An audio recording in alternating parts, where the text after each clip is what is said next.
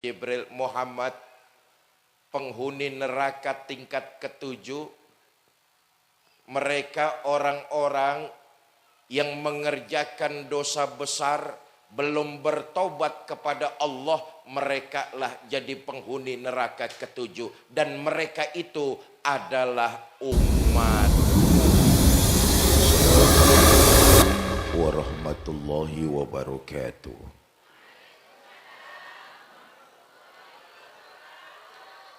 Bismillah walhamdulillah, salatu wassalamu ala rasulillah, amma ba'du. Yang mulia para ulama, para kiai, para asatiz dan asatizah, yang saya hormati para tokoh masyarakat, panitia tabligh akbar serta DKM Masjid Baitur Rahman, ibu bapak, saudara-saudara kaum muslimin yang saya cintai. Satu hari malaikat Jibril datang menemui baginda kita Nabi besar Muhammad sallallahu alaihi wasallam. Kata malaikat Jibril, Muhammad, hari ini Allah sedang membakar neraka. Apinya menyala luar biasa. Panasnya dahsyat, tiada terhingga, menyebabkan seluruh malaikat khawatir dan takut. Malaikat Jibril memberikan informasi kepada Nabi, hari itu neraka sedang dibakar oleh Allah, menyebabkan seluruh malaikat khawatir dan takut. Untung, kata malaikat Jibril, saya teringat kepada engkau Muhammad. Engkaulah sumber cinta Allah. Karena engkaulah seluruh alam semesta ini Allah ciptakan. Maka aku datang kepadamu mengharap cintanya Allah melalui wasilah kepada dirimu Muhammad. Nabi dikasih tahu neraka sedang dibakar, Nabi diam. Oi. Enggak lama Nabi nanya, Jibril, terangkan kepada saya. Ada berapa tingkatan di dalam neraka itu? Kata malaikat Jibril, Muhammad, neraka itu terdiri dari 7 tingkatan. Satu tingkatan ke tingkatan yang lainnya menempuh perjalanan 70.000 tahun. Dari satu neraka ke neraka yang lain, perjalanannya 70.000 tahun. Penghuni neraka pertama, kata malaikat Jibril, orang-orang munafik. Berikutnya orang-orang yang menyembah matahari. Berikutnya orang-orang yang menyembah bintang dan bulan. Berikutnya orang-orang yang menyembah patung, Yahudi dan Nasrani. Sampai tingkatan ketujuh, malaikat Jibril diam. Nabi penasaran, Jibril, tingkatan ketujuh penghuninya siapa? Malaikat Jibril masih diam. Nabi terus mendesak, Jibril, kalau tadi tingkatan pertama sampai ke-6 telah kau jelaskan, siapa penghuni-penghuni neraka? Maka jelaskanlah penghuni neraka tingkat ketujuh. Kata malaikat Jibril, Muhammad, penghuni neraka tingkat ketujuh, mereka orang-orang yang mengerjakan dosa besar, belum bertobat kepada Allah, mereka lah jadi penghuni neraka ketujuh. Dan mereka itu adalah umatmu. Mendengar perkataan malaikat Jibril, penghuni neraka ketujuh adalah umat kanjeng Nabi, Nabi pingsan. Semaput. Allahumma sholli wa sallim wa barik alaih. Begitu sayang dan cintanya Nabi kepada kita, sehingga malaikat Jibril membawa informasi penghuni neraka ketujuh adalah golongan umatnya. Nabi nggak kuat menahan rasa pilu, beliau pingsan. Nggak berapa lama Nabi bangun. Setelah Nabi bangun, bercucuran air mata di pipi baginda kita Nabi besar Muhammad sallallahu alaihi wasallam. Nabi nangis sejadi-jadinya mengingat perkataan malaikat Jibril, umatnya jadi penghuni neraka tingkat ketujuh. Sejak hari itu sampai 3 hari ke depan, Nabi menundukkan wajahnya ke bumi. Beliau enggak bangkit kecuali melaksanakan sholat berjamaah. Nunduk bersentuhan dahinya dengan bumi selama 3 hari 3 malam. Enggak bangun kecuali melakukan ibadah sholat. Apa yang Nabi ucapkan ketika beliau bersujud? Ummati, ummati, ummati. Allahumma sholli wa sallim wa barik. Begitulah baginda Nabi cintanya kepada kita umat. Begitulah baginda Nabi menginginkan semua umatnya terlepas dari siksa api neraka. Pantas kalau Nabi kita jadikan pemimpin. Kenapa? Cintanya kepada umat enggak alang kepalang, enggak tanggung-tanggung. Dari dunia Nabi cinta kepada kita, di akhirat Nabi bela kita. Bahkan dalam sebuah sejarah, sebuah riwayat diceritakan, nanti ketika umat Nabi Muhammad berjembat di atas sirat, Nabi berdoa, Allahumma salim, salim, ya Allah selamatkan umatku, selamatkan umatku. Nih baru pemimpin. Cintanya sama rakyat dan umat dari dunia sampai akhirat. Tulus, pamrih, bukan ada maunya. Maaf, pemimpin-pemimpin sekarang kalau cinta sama rakyat ada maunya.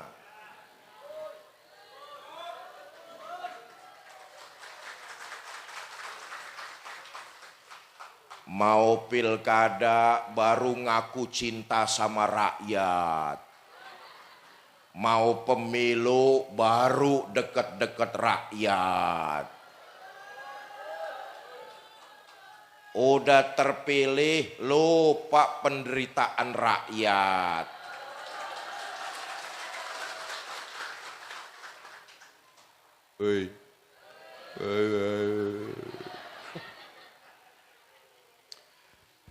Bapak Ibu saudara-saudara, nah kita bersyukur kepada Allah, ditakdirkan lahir ke alam dunia sudah jadi umat baginda Nabi besar Muhammad sallallahu alaihi wasallam.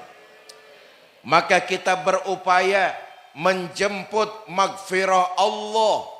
Kita semua pasti berbuat salah dan dosa, betul apa tidak? Maka berusahalah sebelum ajal datang menjemput salah dan dosa kita, kita lebur dengan apa? Menggapai magfirah Allah subhanahu wa ta'ala. Bersyukur kita kepada Allah ditakdirkan jadi umat Nabi Muhammad.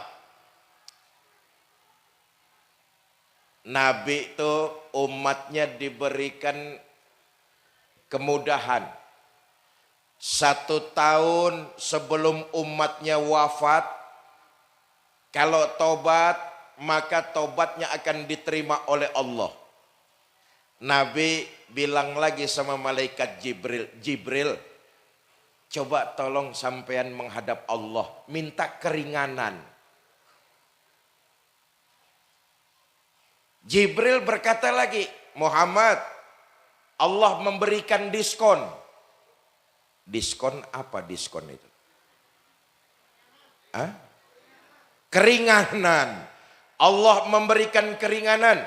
Kalau 1 tahun terlalu lama, 1 bulan sebelum umatmu meninggal dunia, dia tobat, maka tobatnya pasti diterima oleh Allah. Apa kata Kanjeng Nabi? Kesuwean Jibril, masih kelamaan, tolong minta keringanan lagi oleh Allah. Muhammad, Allah memberikan keringanan 1 hari sebelum umatmu meninggal dunia. Kalau dia tobat kepada Allah, maka tobatnya pasti diterima. Jibril, masih kelamaan Jibril. Cobalah minta keringanan lagi kepada Allah untuk umatku. Allahumma sholli wa sallim wa barik. Kanjeng Nabi menginginkan kita mudah. Kanjeng Nabi menginginkan kita enggak susah.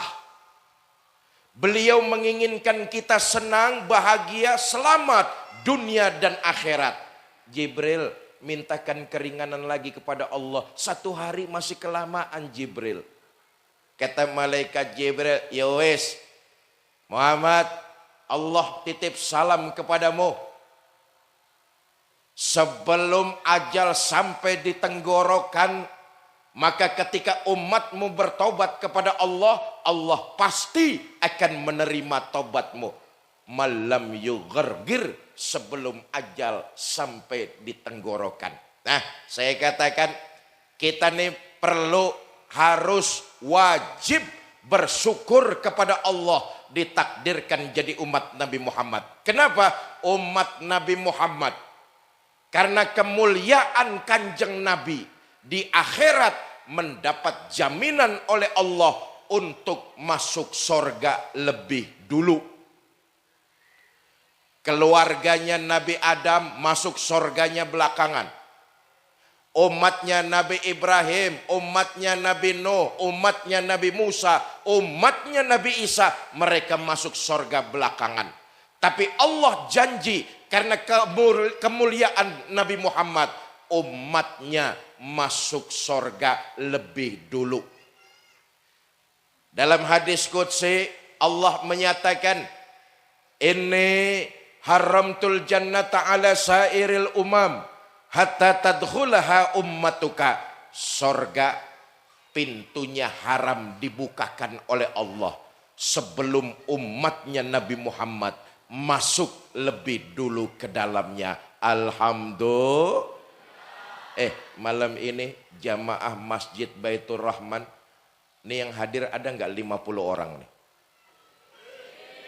Lebih 100 orang.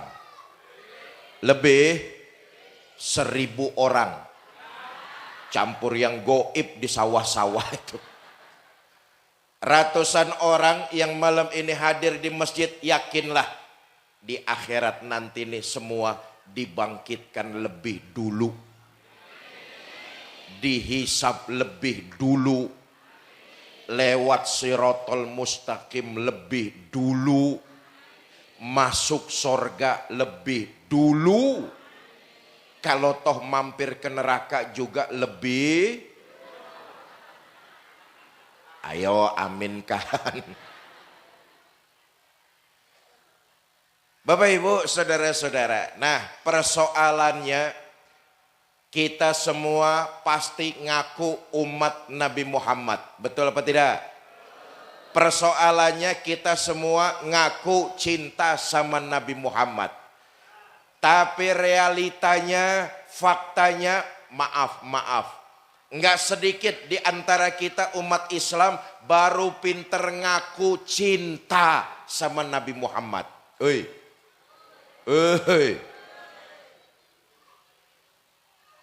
Ustadz, kalau ngaku emangnya nggak boleh? Boleh, namanya ngaku mudah dan murah. Nggak perlu biaya, betul apa tidak? Tapi persoalan utamanya, di akhirat nanti kita diaku apa tidak sebagai umat Nabi besar Muhammad Sallallahu Alaihi Wasallam. Itu yang jadi masalah utamanya. Kalau hidup di Jember namanya ngaku boleh aja, bebas cong. Bu, saya tanya nih, Ibu kenal sama Presiden Prabowo Subianto? Ngaku. Ngaku. Prabowo kenal sama ibu? Kasihan deh lu. Apa bedanya nih kita? Kita baru pinter ngaku cinta sama Nabi. Tapi di akhirat kita diaku apa enggak, itu jadi masalah utama. Ya, boleh jadi kita tiap tahun memperingati Maulid, tapi mulai malam ini dan seterusnya kita berusaha semaksimal mungkin. Bukan cuma pintar mengaku sebagai umat baginda Nabi, tapi optimalkan ibadah kita, optimalkan kecintaan kita, supaya di akhirat nanti kita diaku sebagai umat Nabi besar Muhammad Sallallahu Alaihi Wasallam. Pertama, kalau kita pengen diaku sebagai umat kanjeng Nabi, dirikan sholat yang berkualitas. Saudara, apa sih sholat itu? Dan kenapa kita harus sholat sehari semalam 5 waktu? Pertama, sholat adalah ritual ibadah yang dimulai dengan niat, diikuti dengan takbir, dan diakhiri dengan salam. Isi kandungan ibadah sholat seluruhnya merupakan doa makhluk kepada Allah Subhanahu wa ta'ala. Termasuk di dalamnya puji-pujian kepada Allah Subhanahu wa ta'ala.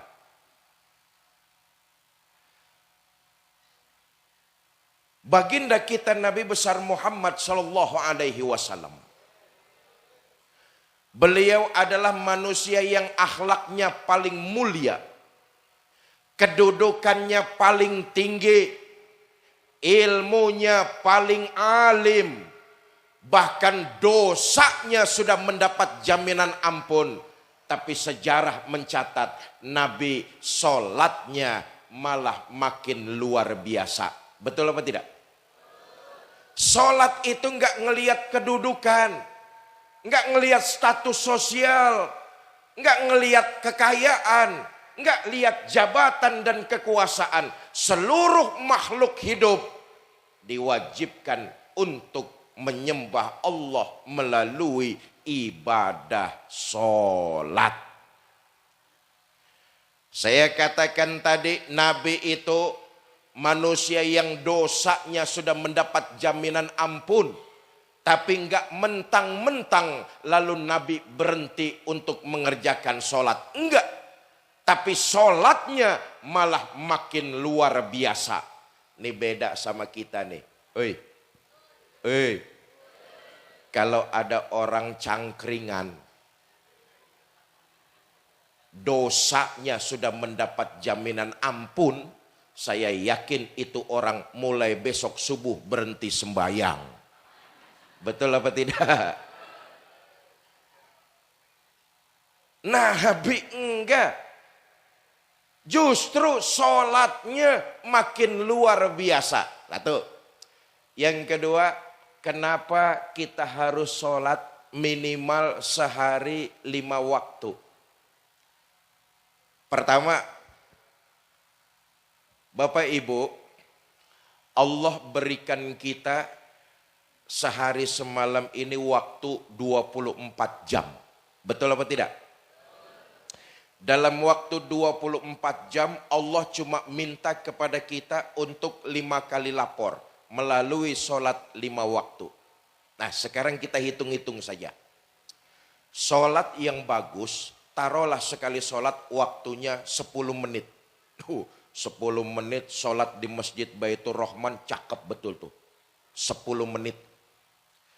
Yang sedang-sedang taruhlah 5 menit.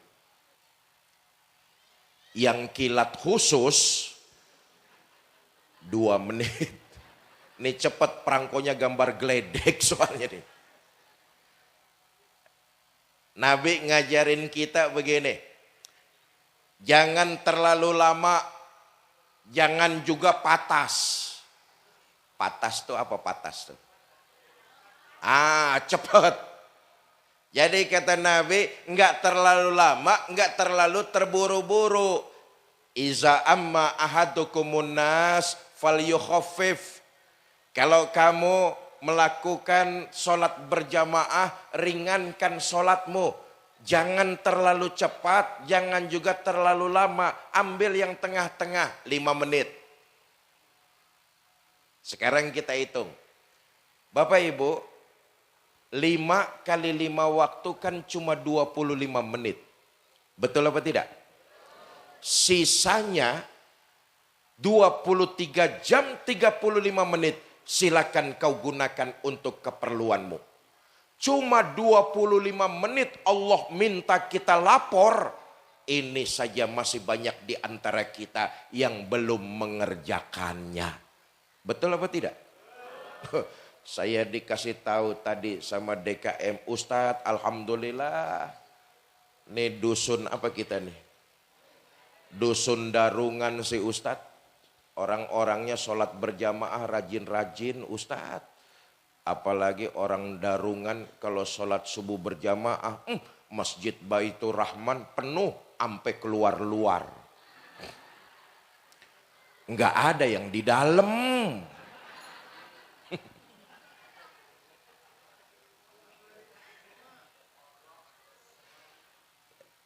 Pertama, artinya kita disuruh lapor cuma 25 menit. Betul apa tidak?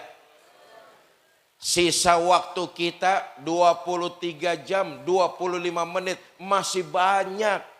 Cuma 25 menit Allah minta kita lapor. Ini pun masih banyak di antara kita yang belum mengerjakannya. Yang kedua, kenapa kita sholat sehari semalam 5 waktu? Kok enggak bisa 1 minggu sekali aja Ustadz? Kayak tetangga sebelah. Hei. Yang kedua saya mau jawab begini. Bapak Ibu saudara-saudara. Allah berikan kita hati. Hati itu sifatnya bolak-balik. Makanya kita diajarkan doa oleh baginda Nabi. Ya muqallibal qulub, sabbitna ala dinik. Ya Allah yang membolak-balikan hati. Tetapkan hati kami, tetapkan hati saya atas dasar agama yang engkau ridhoi. Allah ciptakan kita nih, Allah berikan kita segumpal darah, hati. Hati itu sifatnya bolak-balik. Pagi kadang-kadang kita kepengen A, siang dikit berubah kepengen B. Betul apa tidak? Siangan lagi berubah jadi C. Begitulah terus hati kita berubah-ubah. Nah, dengan sholat sehari semalam 5 waktu, hati kita tentram. Kenapa? Diisi oleh berzikir, mengingat Allah Subhanahu wa ta'ala. Maka orang yang hatinya selalu diisi dengan sholat, maka hatinya akan hidup. Kalau hatinya hidup, maka insya Allah dimanapun tempat dia bergaul dan bermasyarakat, dia nggak akan pernah terkena penyakit hati. Dia nggak akan gampang terbawa oleh arus. Kenapa? Hatinya selalu mengingat Allah melalui ibadah sholat. Nah, coba saja lihat. Malam ini yang sudah sholat isya, hatinya tenang luar biasa. Berbeda sama orang yang belum melaksanakan sholat isya. Betul apa tidak? Ketenangan hati. Orang yang sudah melakukan sholat zuhur, hatinya lebih tenang. Orang yang sudah melaksanakan sholat asar, hatinya akan selalu bertambah tenang. Kenapa? Ketenangan hati dia temukan melalui ibadah sholat. Artinya sandaran dia hanya kepada Allah Subhanahu. Saya titip pesan. Adik-adik saya, para remaja, para pemuda Darungan. Para Para pemuda Darungan, para pemuda, ini yang hadir aki-aki semua apa ini?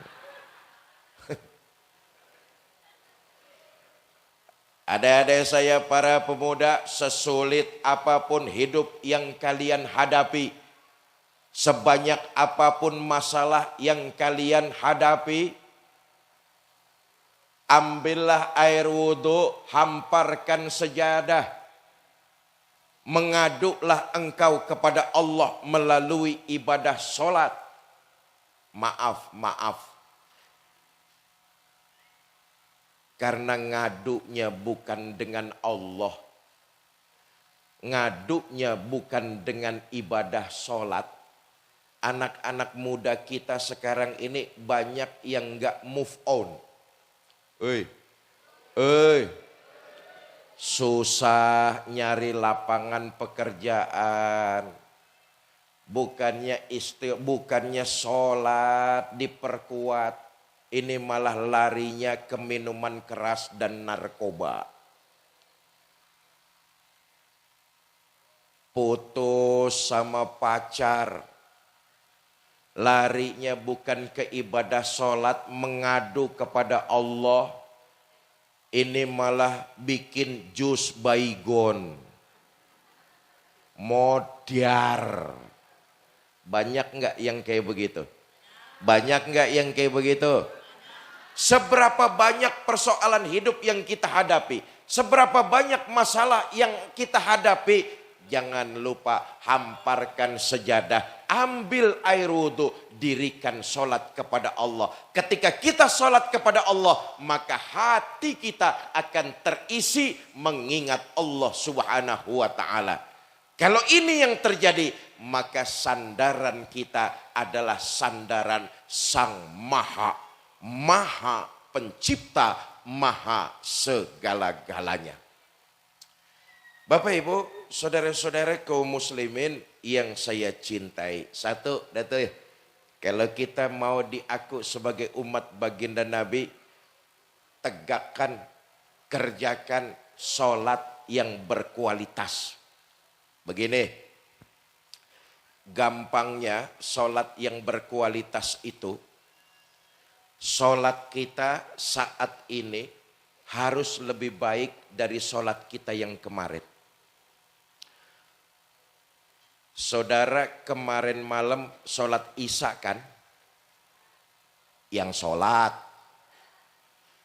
Kalau saudara kemarin malam sholat Isya, tadi saudara sholat Isya, maka sholat yang berhasil adalah sholat yang hari ini dia kerjakan. Lalu selesai melaksanakan ibadah, kebaikannya lebih banyak dari yang kemarin. Itu sholatnya berhasil.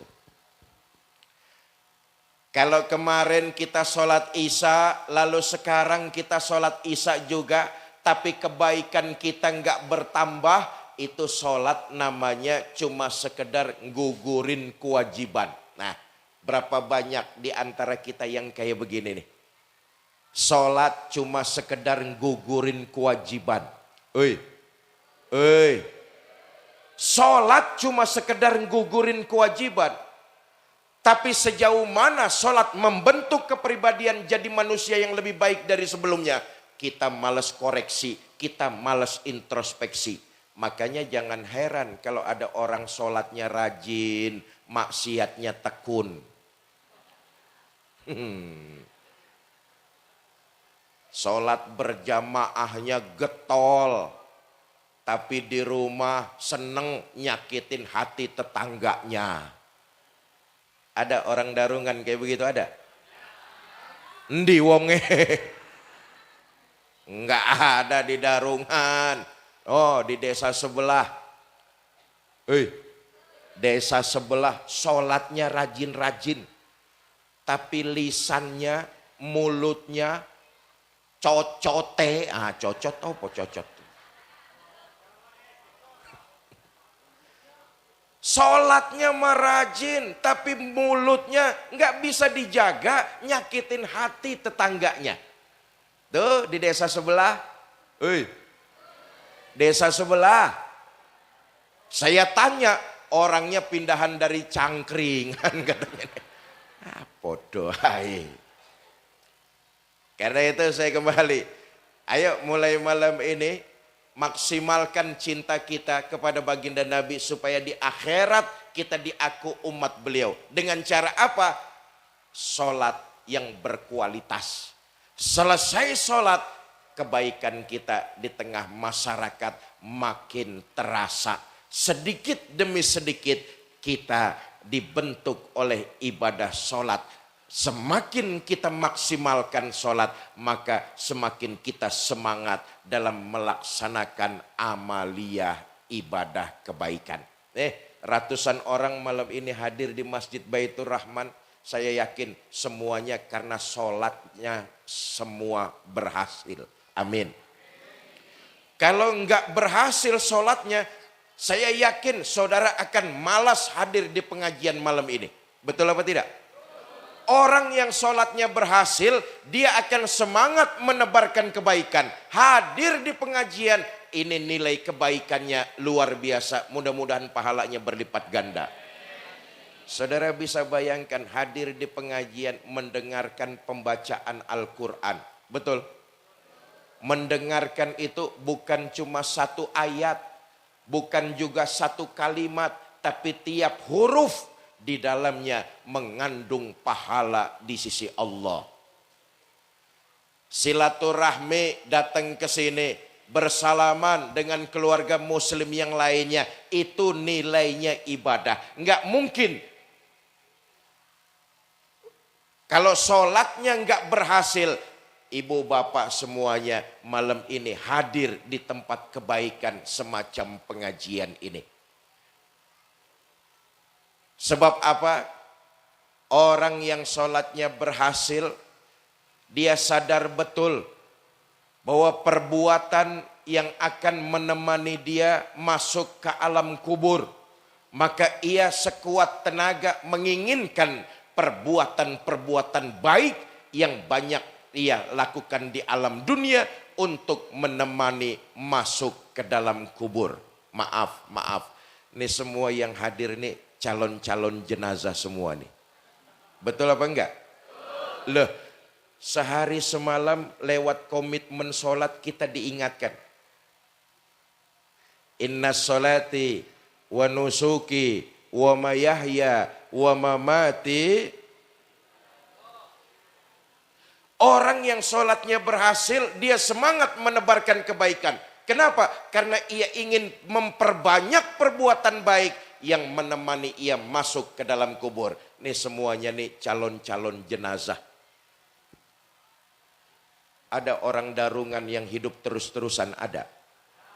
Semuanya pasti bakalan mati. Betul.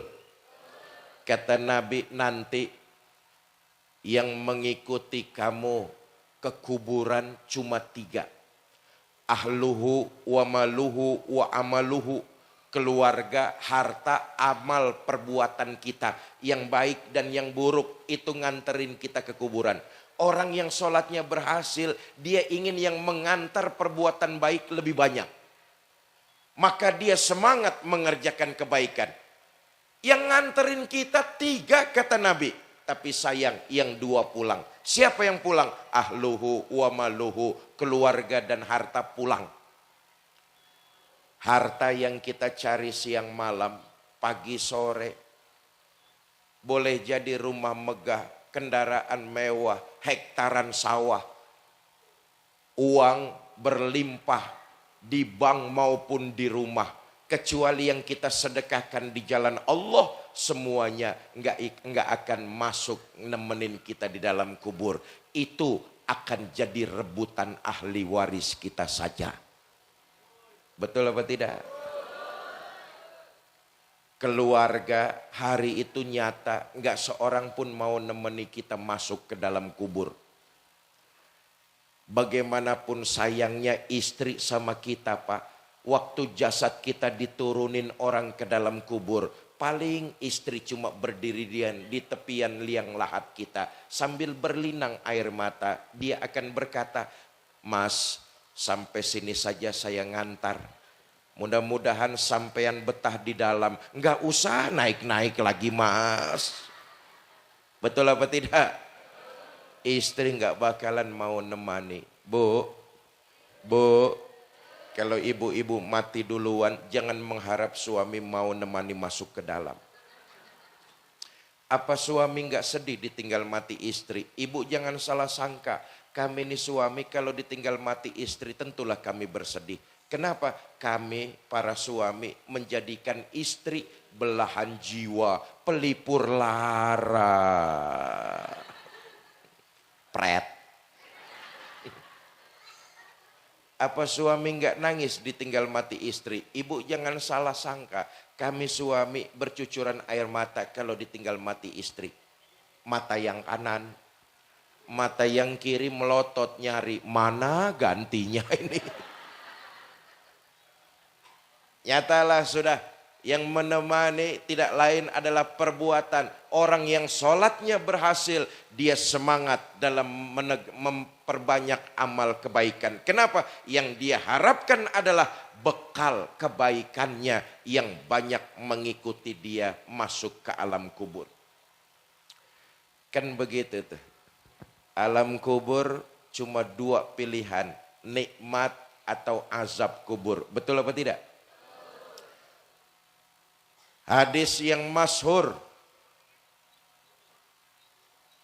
ketika 7 langkah pengantar paling belakang meninggalkan makam kita, kuburan kita. Seketika itu datang 2 malaikat menanyakan tentang kita. Apa pertanyaan 2 malaikat? Man rabbuka, wa man nabiyuka, wa ma imamuka, wa man ikhwanuka.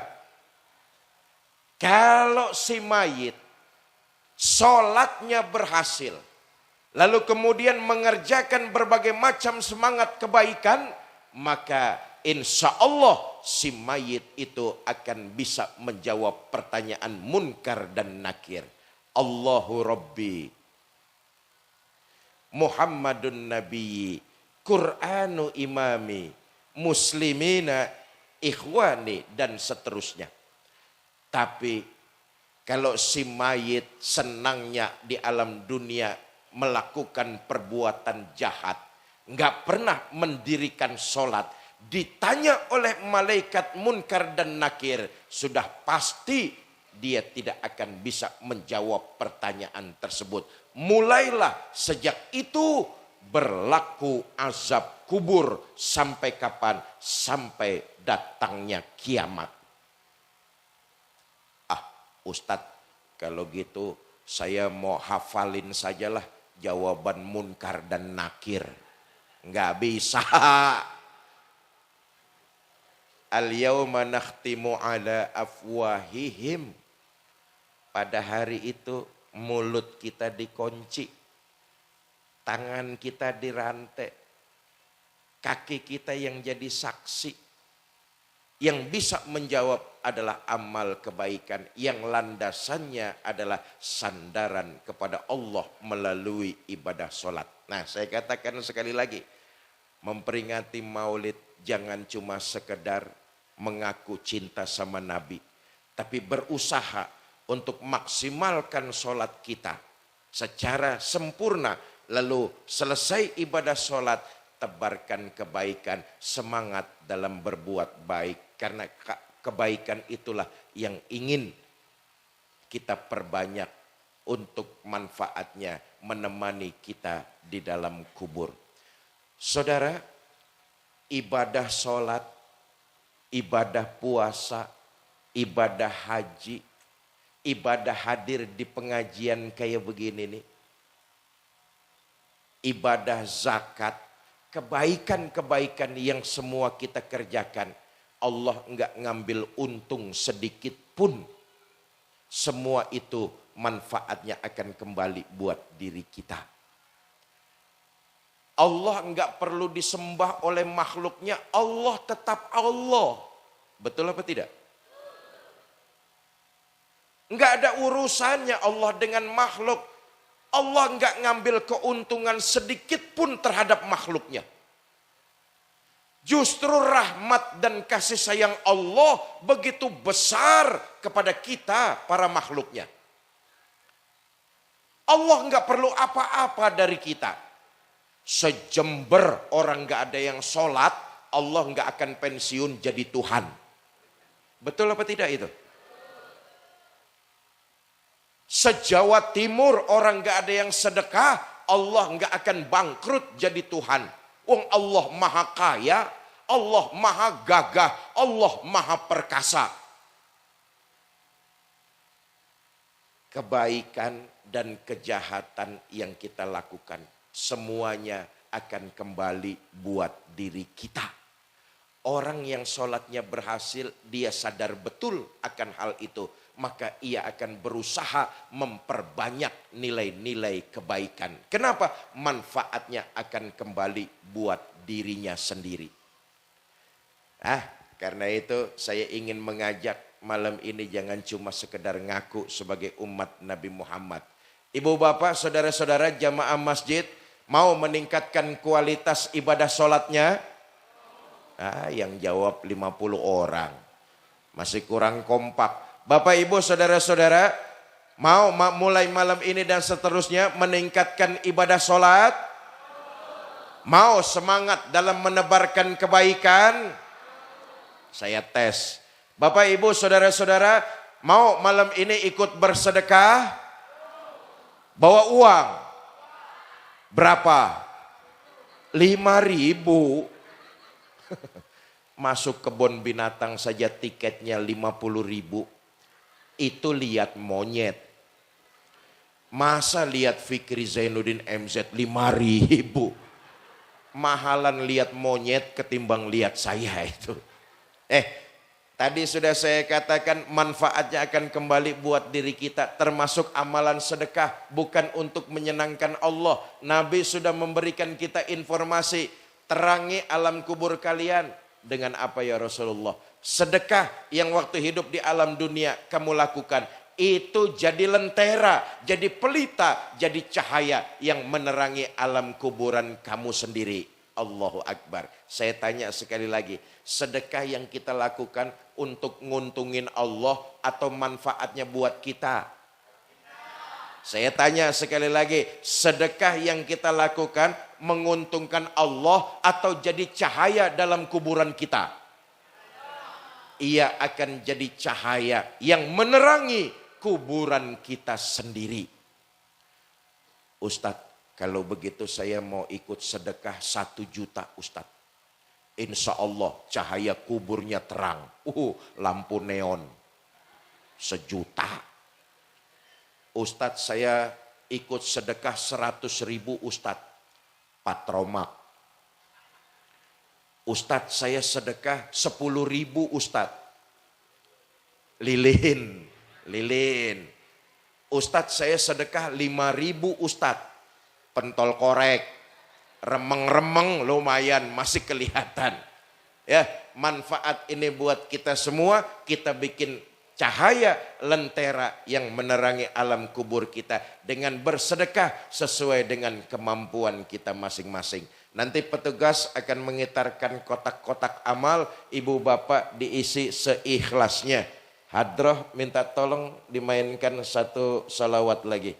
Dimulai dari saya dulu sini.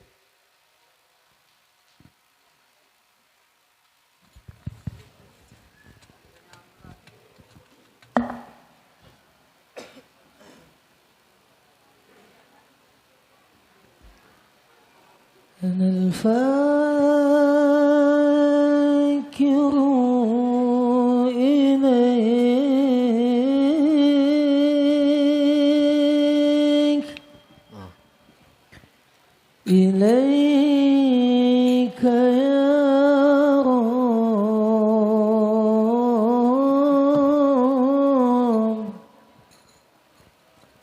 وأنت عني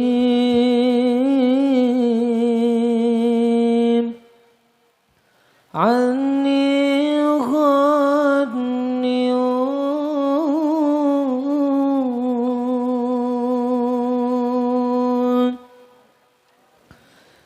أنا الفاكر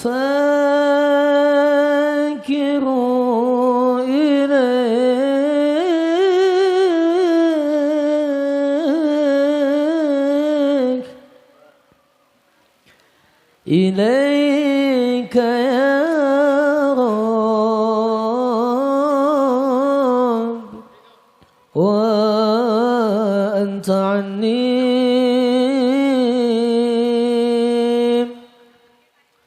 غني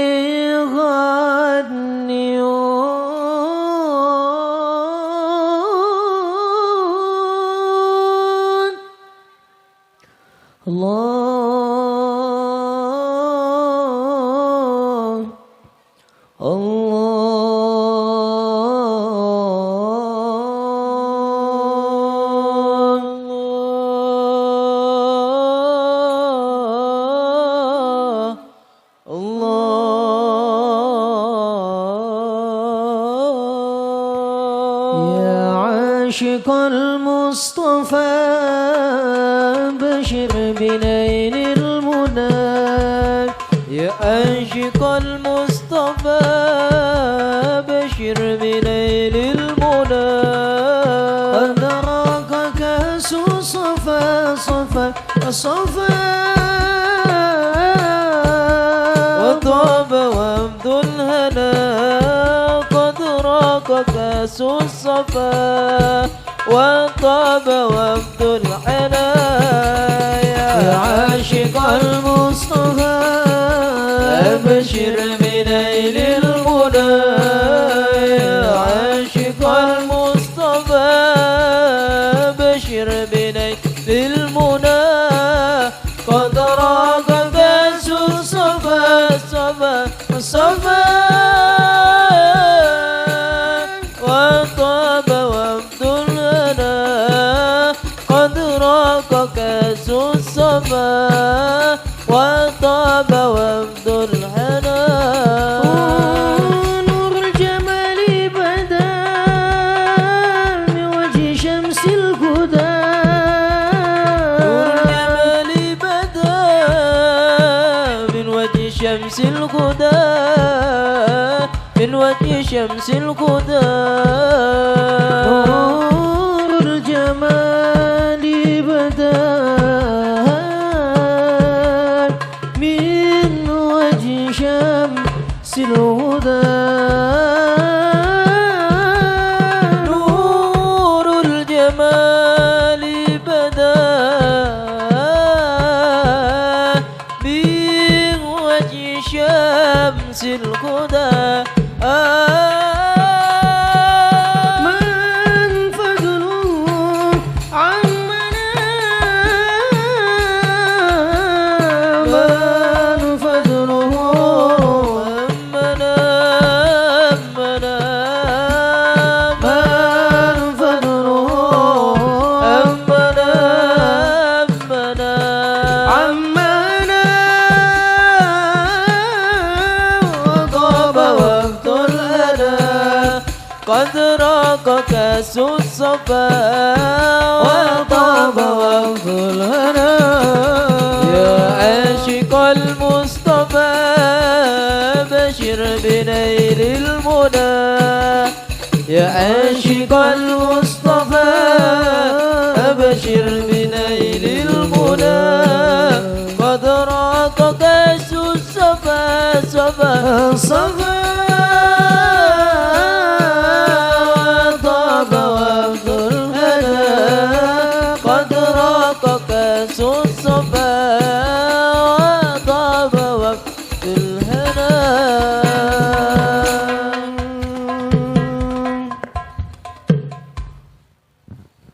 Bapak Ibu, saudara-saudara kaum muslimin yang saya cintai, saya titip pesan mulai malam ini dan seterusnya, kalau kita membuat lentera, pelita dan cahaya dalam alam kubur kita melalui ibadah sedekah,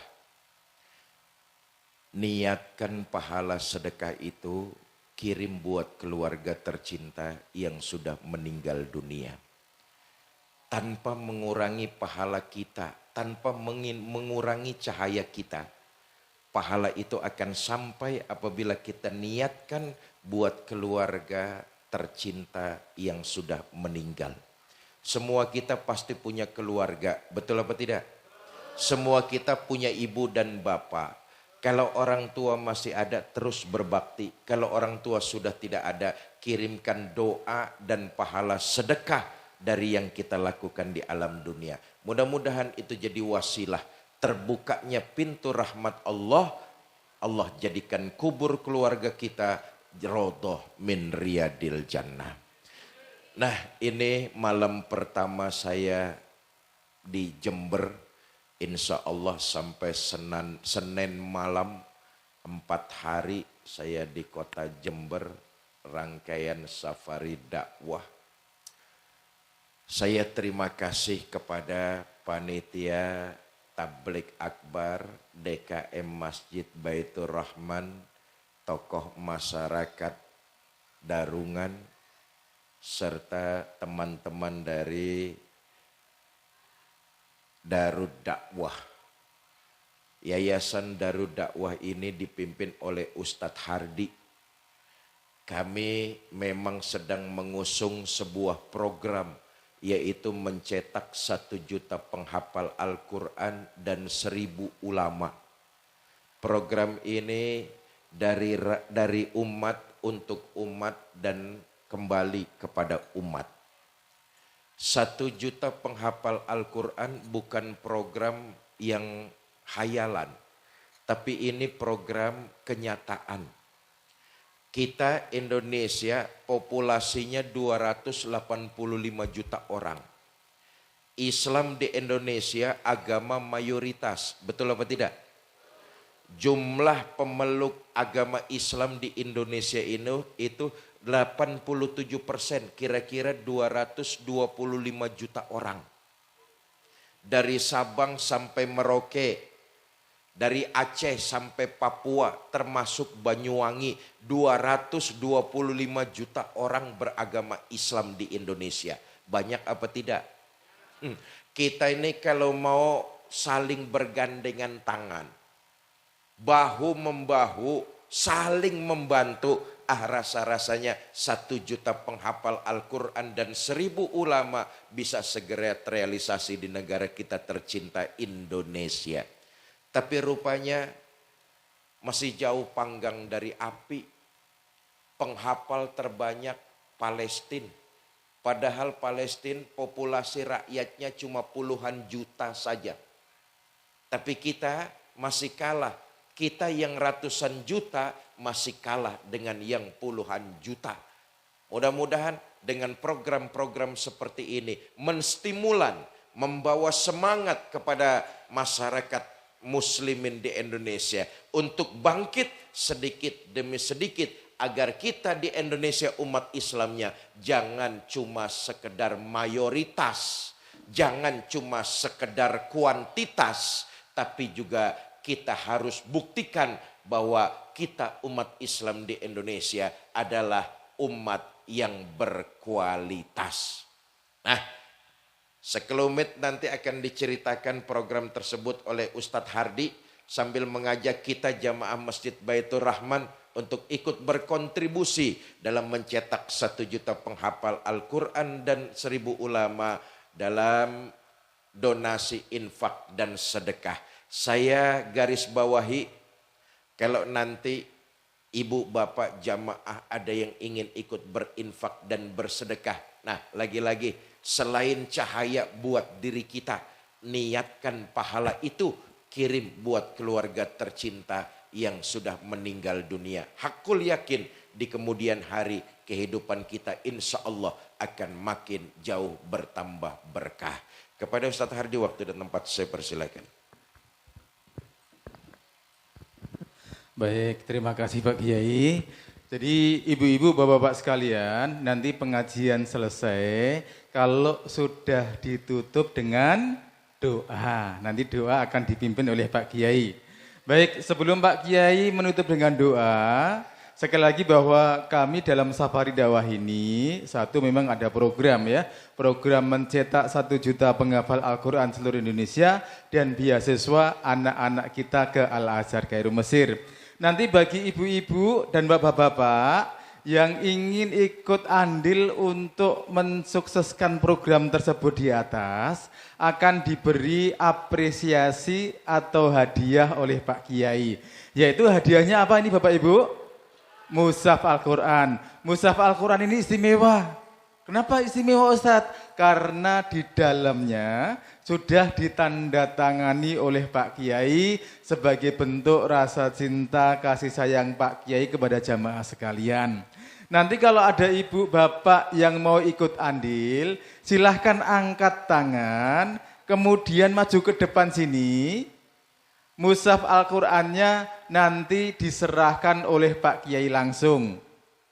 Setelah mendapatkan hadiah Mushaf Al-Qur'an, ibu atau bapak yang muncul ke depan didoakan oleh Pak Kiai, semoga sekeluarga jadi ahli Quran. Amin. Setelah itu dapat doa lagi, doa istimewa. Apa itu Ustadz? Mungkin Bapak Ibu selama ini hidup di dunia, banyak hajat-hajatnya yang belum Allah kabulkan. Nanti boleh minta doa secara khusus ke Pak Kiai. Semoga Allah mengabulkan. Umpama yang maju ke depan, yang nerima hadiah Mushaf Al-Quran ini, diam-diam lama sakit belum sembuh-sembuh. Atau keluarganya atau bapak ibunya ada yang sakit belum sembuh-sembuh, nanti boleh minta doa khusus ke Pak Kiai dan Pak Kiai mendoakan semoga Allah memberi kesembuhan. Atau lagi mungkin punya hajat dunia yang belum Allah kabulkan. Apa itu? Umpama punya hutang kok lama belum lunas-lunas.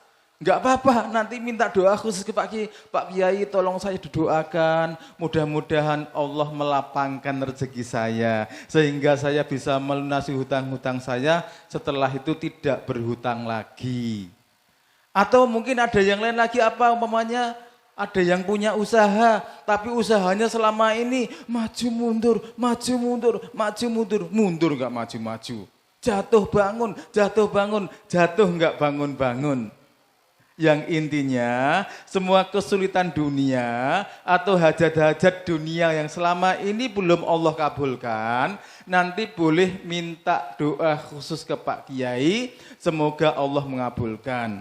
Bapak Ibu yang punya anak ya, nyari kerjaan sulit ya, atau masih sekolah atau masih kuliah kok belum lulus ya, boleh nanti minta doa, pokoknya doa sembarang dah wis pokoknya. Sembarang doa yang kita belum dikabulkan sama Allah, nanti boleh minta doa khusus Pak Kiai. Setelah dapat hadiah Mushaf Al-Quran, didoakan oleh Pak Kiai dan minta doa Pak Kiai, dapat bonus terakhir yang istimewa yang akan terkenang sepanjang masa. Apa itu? Boleh berpelukan dan foto berdua dengan Pak Kiai. Tapi nyuwun sewu Bu, mohon maaf, berpelukan berlaku untuk bapak-bapak nggih. Kok Ibu sudah seneng gembira. Tapi enggak apa-apa, nanti Ibu kalau ada yang mau ikut maju ke depan, nanti boleh foto berdua dengan Pak Kiai, dengan anaknya, dengan suaminya. Jadi kalau ada ibu yang maju ke depan, suaminya, anaknya boleh ikut maju ke depan, boleh didoakan Pak Kiai, ambil berkah dari pihak Kiai dan foto bersama. Nanti kalau ada bapak-bapak yang maju ke depan, istrinya juga boleh ikut maju ke depan, anaknya juga boleh ikut maju ke depan. Yang enggak boleh istri orang lain ya. Baik, Ustadz, tadi apa Ustadz supaya bisa dapat hadiah Mushaf Al-Quran, dapat doa Pak Kiai, didoakan oleh Pak Kiai, boleh berpelukan, boleh foto sekeluarga dengan Pak Kiai. Syaratnya cuma satu, yaitu tadi Bapak Ibu cukup ikut andil untuk mensukseskan program-program Safari Dakwah kami tadi, program mencetak 1 juta penghafal Al-Quran, dan program memberikan beasiswa anak-anak kita ke Al-Azhar Kairo Mesir. Dengan cara malam hari ini Bapak Ibu cukup menyisihkan sebagian rezeki dari Allah Subhanahu wa taala untuk ikut infak dan sedekah sebesar, nanti boleh dipilih. Bapak Ibu kalau ingin infak sedekah 2 juta rupiah, dikasih hadiah mushaf Al-Quran yang besar ini. Kalau Bapak Ibu ingin ikut infak dan sedekah 1 juta rupiah atau 500 ribu rupiah, nanti dikasih hadiah mushaf yang cantik ini. Kabar gembiranya adalah infak sedekah yang 2 juta atau 1 juta atau 500 ribu itu tidak harus dibayar malam ini. Infak sedekah yang 2 juta, 1 juta atau 500 itu boleh dicicil, diangsur selama 5 bulan. Jadi malam ini tidak perlu setor atau bayar infak sedekahnya. Malam ini cukup angkat tangan ya, maju ke depan, terima hadiahnya dulu, terima doanya dulu ya, kemudian bisa foto bareng dengan Pak Kiai. Setelah itu nanti catatkan namanya ke tim kami sebelah mana sana? Kanan ya, tim kami iya. Mbaknya berdua itu nama dan nomor WA-nya saja, nanti biar setiap bulan kami bisa memberikan doa-doa. Jadi malam ini nggak perlu setor, bayar, nggak perlu menunaikan infaknya. Yang penting terima hadiahnya dulu, dapat doanya dulu, ambil berkahnya dari Pak Kiai. Baik, saya hanya punya waktu sekitar 10 menit. 10 menit dari sekarang, bagi ibu-ibu atau bapak-bapak yang ingin ikut andil program mensukseskan program Safari Dakwah kami tadi, untuk para penghafal Al-Quran dan beasiswa anak-anak kita ke Al-Azhar Kairo Mesir, dengan cara infak sedekah boleh dipilih, boleh ikut yang 2 juta, 1 juta atau 500, yang bisa diangsur sampai 5 bulan. Yang berminat silahkan angkat tangan. Ada? Listriknya mati, jadi nggak kelihatan ya. Ada Bapak Ibu, jadi infak sedekahnya itu tidak harus dibayar, ditunaikan malam ini Bapak Ibu. Malam ini cuma apa? Terima hadiahnya dulu aja. Niatkan dalam hati aja ingin ikut infak dan sedekah ya. Nanti bayarnya belakangan, boleh diangsur per bulan 100 ribu boleh, 50 ribu boleh ya. Nanti silahkan diangsurnya atau dibayarnya kalau sudah dapat rezeki dari Allah. Baik, sekali lagi bagi Bapak Ibu yang ingin ikut, Masya Allah, yang pertama Allahu Akbar takbir. Silahkan Mbak maju ke depan ya. Nanti bilang ke panitia, saya mau ikut yang 500 atau 1 juta atau 2 juta, biar disiapkan hadiahnya ya. Ada lagi yang mau ikut? 2 Bapak, Masya Allah. Ada lagi? Silahkan. Oh 3 ibu, Masya Allah bawa anaknya. Mau ke depan ibu, anaknya dibawa Bu, silahkan ya. Masya Allah, silahkan. Tinggal bilang sama ke panitia mau ikut yang 2 juta boleh, 1 juta boleh, 500 ribu boleh. Ustadz, nek saya mau ikut Ustadz, ini nggak ada uang sama sekali Ustadz, ya dompet nggak ono, di bawah bantal yang nggak ada, nomor rekening juga nggak punya, gimana Ustadz? Nanti kalau saya mulai bayarnya bulan depan, nggak apa-apa, ya. Jadi mulai bulan depan, namanya Ustadz bulan depan adanya cuma 100 ribu Ustadz, gimana Ustadz? Nggak apa-apa. Nah nanti kalau bulan kedua pas nggak ada gimana? Ya nggak apa-apa, nggak usah dibayarkan dulu, wong namanya nggak ada rezeki. Nanti baru bulan ketiga kalau ada, bulan 4 kalau ada, dan seterusnya. Yang artinya untuk menunaikannya ini boleh kapanpun kalau sudah dapat rezeki dari Allah. Ya, baik, sekali lagi ibu bapak yang mau ikut infak sedekah yang 500 ribu boleh, 1 juta boleh, 2 juta boleh. Silakan, ada yang nyusul. Ada lagi ibu-ibu ada? Masya Allah, silakan ibu, ada yang nyusul lagi ya Allah. Jadi Bapak Ibu sekalian, untuk infak dan sedekah ini sekali lagi, Pak Kiai tidak jual beli mushaf Al-Quran. Mushaf Al-Quran ini hanya hadiah. Berhubung ini hanya hadiah, maka tidak ada kata-kata jual beli. Berhubung ini tidak ada kata-kata jual beli, maka tidak ada juga kata-kata hutang piutang, nggak ada. Bapak Ibu yang maju ke depan sudah terima hadiahnya, itu tidak berhutang Pak Bu. itu hanya komitmen infak yang boleh ditunaikan kapanpun kalau sudah dapat rezeki dari Allah. Ya, makanya kami tadi bilang bahwa apa? Silahkan mau bulan ini mau dibayar pas ada rezeki monggo. Kalau bulan kedua nggak ada rezeki ya nggak usah dibayar ya monggo. Ya ta? Bulan ketiga juga sama. Kalau pas ada rezeki ya monggo, enggak juga nggak apa-apa. Ustadz, ini pas malam ini saya bawa nih Ustadz. Uang Ustadz 200.000 Ustadz, boleh nggak saya titipkan dulu? Boleh. Sisanya diangsur Ustadz nanti, nggak apa-apa.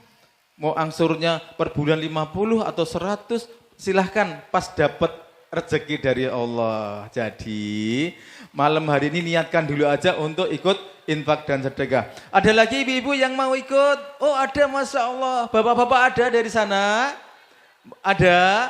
Boleh 500.000 boleh Bapak. 1 juta boleh dan 2 juta boleh. Nanti tinggal dibilang ke depan, nanti Pak Kiai atau tim kami yang akan menyesuaikan mushaf Qur'annya yang dihadiahkan. Kemarin Bun, dari Surabaya ada yang tanya, ibu-ibu lari maju ke depan. Ustadz, saya mau tanya Ustadz, ini saya kan hanya pensiunan Ustadz. Gimana Ustadz kalau saya bisanya per bulan itu bisa menyisihkan per bulannya cuma 100 Ustadz. Saya bilang enggak apa-apa Bu. Lah itu kalau saya ikut yang 2 juta berarti nanti kan lebih dari 6 bulan. Enggak apa-apa. Mau sebulan, 2 bulan, 5 bulan, 6 bulan, setahun, 2 tahun ya boleh enggak apa-apa. Wong namanya juga infak sedekah, itu juga ditunaikan kapanpun kalau sudah ada rezeki. Lah Ustadz, nanti kalau saya belum lunas, kemudian Allah panggil saya duluan, bagaimana Ustadz? Berarti saya dosa dong karena punya hutang. Kami jawab, tidak. Bahkan ibu atau bapak yang maju ke depan, sudah terima hadiahnya, mungkin baru menunaikan sedikit atau sebagian, kok kemudian qadarullah Allah panggil duluan, bapak ibu tadi sudah dapat pahalanya. Loh Ustadz ki kepiye toh iki? Wong belum lunas kok. Udah dapat pahalanya lagi. Apakah ada dalilnya Ustadz? Nah ini yang penting yang sering ditanyakan. Dalam infak dan sedekah, Rasulullah Shallallahu Alaihi Wasallam bersabda, apabila kamu melihat saudaramu sedang infak dan sedekah, tetapi kamu belum bisa ikut pada waktu itu, maka niatkan dalam hati kamu, ya Allah, nanti kalau saya sudah Engkau beri rezeki, saya akan infak dan sedekah seperti itu. Apa kata Rasulullah? Orang yang sudah punya niat seperti itu, dia sudah dapat pahalanya. Padahal belum menunaikan loh ya. Padahal belum bayar 1% pun belum loh ya. Tapi sudah dapat pahalanya. Makanya tadi ada ibu-ibu yang tanya tadi, walaupun belum lunas istilahnya, itu tetap dapat pahalanya, enggak dapat dosanya enggak dapat. Karena apa? Karena dalam infak dan sedekah itu bisa ditunaikan kapanpun kalau sudah dapat rezeki dari Allah. Baik, ibu-ibu, bapak-bapak, waktu kami tinggal 3 menit ya, tinggal 3 menit. Silakan bapak-bapak ibu kalau ada yang mau nusul kesempatan ya, 500.000 boleh, 1 juta boleh, 2 juta boleh, bisa diangsur 5 bulan, 6 bulan, setahun ya boleh ya. Sedapatnya rezeki dari Allah. Silahkan kalau ada yang menusul ya, mumpung ini kesempatan Pak Kiai ada di sini ya. Nanti kalau Pak Kiai mungkin nggak tahu setahun, 2 tahun, 5 tahun lagi Pak Kiai ke sini atau enggak, kita kan belum tahu ya. Ambil berkahnya dari Pak Kiai ya, ambil berkahnya dulu aja. Untuk masalah bayarnya itu belakangan. Dah itu pasti Allah sudah ngatur semuanya. Seperti yang tadi saya bilang, kalau malam hari ini, saat ini, hari ini, belas nggak ono duit, mas, nggak apa-apa, ikut aja. Siapa tahu dengan wasilah sedekah ini malah Allah melancarkan rezeki kita. Baik, 2 menit lagi sebelum Pak Kiai mimpin 2 menit lagi ada. Saya yakin pasti ada ya. Boleh ikut yang 500 atau 1 juta atau 2 juta ada. 2 menit lagi sebelum ditutup doa. Ada? Bapak-bapak ada yang menyusul? Bapak mau nyusul Pak? Oh enggak, ya ke sana ya. Ibu-ibu ada? Baik. Sebentar, bapaknya mau ikut atau mau ini nih? Mau ke sana. Oke, baik ibu-ibu sekalian dan jamaah rahimakumullah, kita sekarang doa dulu oleh Pak Kiai ya. Setelah doa, kalau ada yang mau nyusul boleh ya. Kadang-kadang ada yang malu-malu kalau mau ikut ada orang banyak. Boleh nanti kalau nyusul boleh tinggal bilang ke panitia ya. Yuk, sekarang kita ikuti doa yang akan dipimpin oleh Pak Kiai. Monggo Pak Kiai.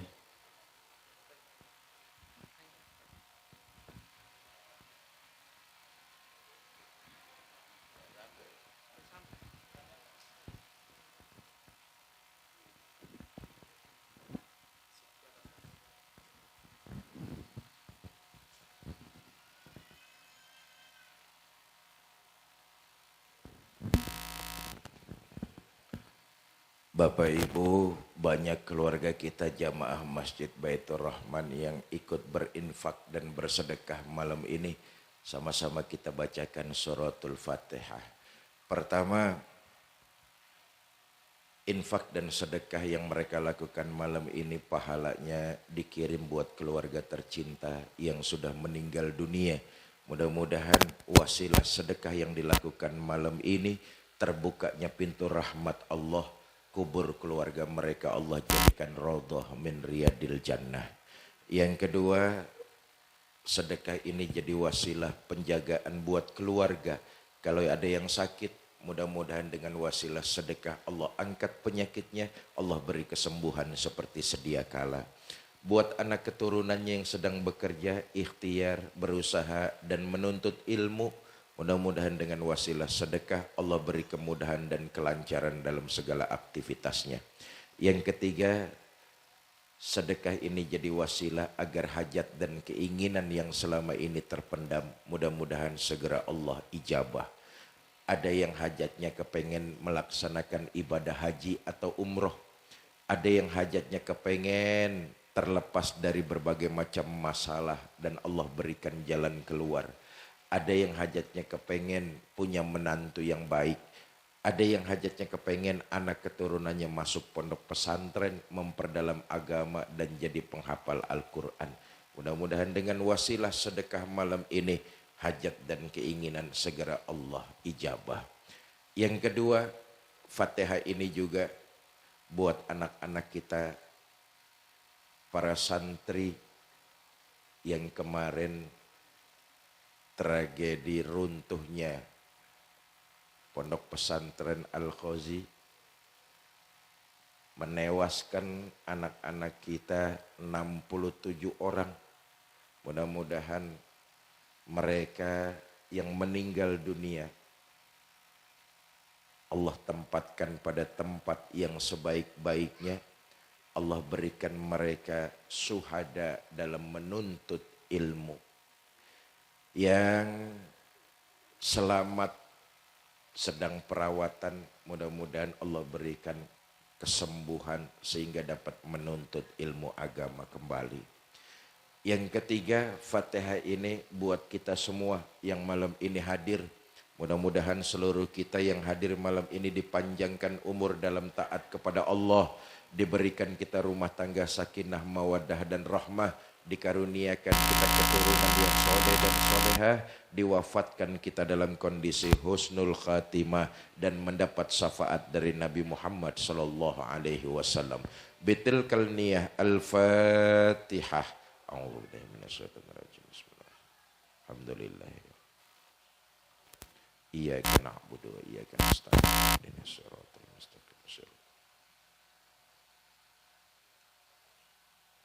Astaghfirullahalazim. Allahumma salli wa sallim wa barik ala sayyidina Muhammad wa ala alihi wa sahbihi ajma'in. Allahumma arhamna fa innaka khairur rahimin. Allahumma ansurna fa innaka khairun nasirin. Allahumma ighfir lana fa innaka khairul ghafirin. Allahumma aftah lana fa innaka khairul fatihin.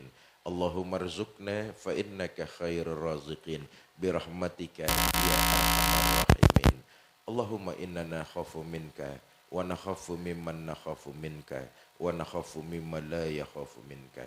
Allahumma arinal haqqa haqqa warzuqna ittiba'a وأرنا الباطل باطلا وارزقنا اجتنابه اللهم اغفر لهم وارحمهم وعافهم واعف عنهم واجعل الجنة مسواهم وأكرم نزولهم ووسع مدخلهم ونور قبورهم برحمتك يا أرحم الراحمين رب اغفر لنا ولوالدينا وارحمهما كما ربيانا صغيرا ولجميع المسلمين والمسلمات مؤمنين والمؤمنات الأحياء منهم والأموات ربنا آتنا في الدنيا حسنة وفي الآخرة حسنة وقنا عذاب النار وصلى الله على سيدنا محمد وعلى آله وصحبه وسلم وآخر دعوانا أن الحمد لله رب العالمين. Ini saja yang dapat saya sampaikan, mudah-mudahan ada manfaat, lebih kurang saya mohon maaf. Wallahul muwafiq ila aqwamit thoriq. Assalamualaikum warahmatullahi wabarakatuh. Waalaikumsalam warahmatullahi wabarakatuh. Berakhir sudah Ibu Bapak sekalian pengajian akbar pada malam hari ini. Saya mewakili tim Safari Dakwah Kiai Haji Fikri Zainuddin MZ dan Yayasan Cinta Darul Dakwah Lombok. Apabila dalam Safari Dakwah ini kami ada khilaf kata yang tidak berkenan di hati Bapak Ibu semua, kami mohon maaf yang sebesar-besarnya. Mari kita tutup dengan doa kafaratul majelis. Subhanakallahumma wa bihamdika asyhadu alla ilaha illa anta astaghfiruka wa atubu ilaik. Assalamualaikum warahmatullahi wabarakatuh. Untuk pengurus masjid mau foto, mboten nek foto monggo sarang-sarang